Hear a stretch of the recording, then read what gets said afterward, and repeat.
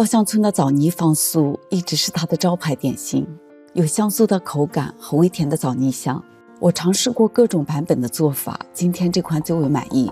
它属于中式点心，因此猪油做出来的更酥，猪油软化到可以轻轻推起来的状态，这样才能跟糖粉更好的搅拌在一起。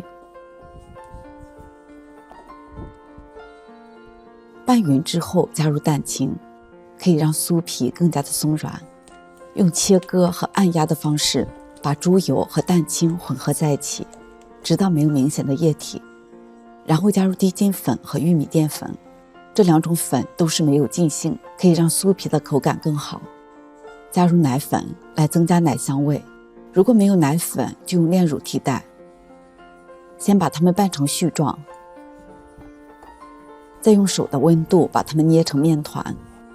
这个时候面团的状态会受到室温的影响，夏季猪油容易融化，面团会比较软，而冬季猪油会比较硬，面团也就比较硬。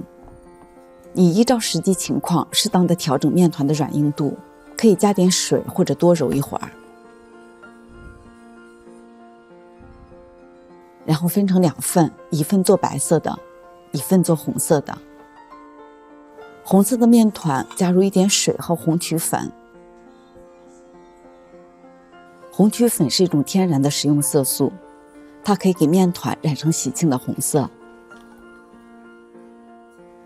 揉匀之后再分成6等份，每份是22克左右，搓圆。一共12个小面团，全部都搓圆之后密封锁住水分，放在一边备用。接下来我们来准备红枣馅，这是上期视频中教大家做的红枣馅。准备出12份，每份大约是12克。取一个生胚，用手把它们捏成中间厚边缘薄的圆形，然后放入一个红枣馅，虎口收口。面团不粘手，但是会粘砧板和擀面杖，所以不要用擀的方式，就用手直接把它捏成圆形就行。都包好之后，用模具压出花纹。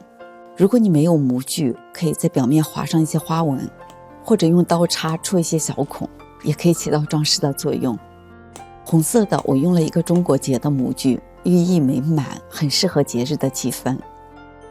先把烤箱预热至200度，再把枣泥方酥放到中下层，先烤10分钟，让酥皮定型。然后把温度调至150度，盖上锡纸，再烤10分钟，把表皮彻底烤熟。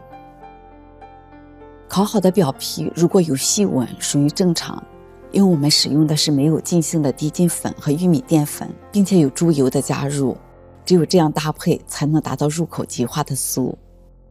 皮很酥，红枣馅香甜软糯，一口下去满满的幸福感。这种经典的味道再搭上喜庆的红色和美满的中国结，非常适合当节日点心。我是小米，下期我们再见。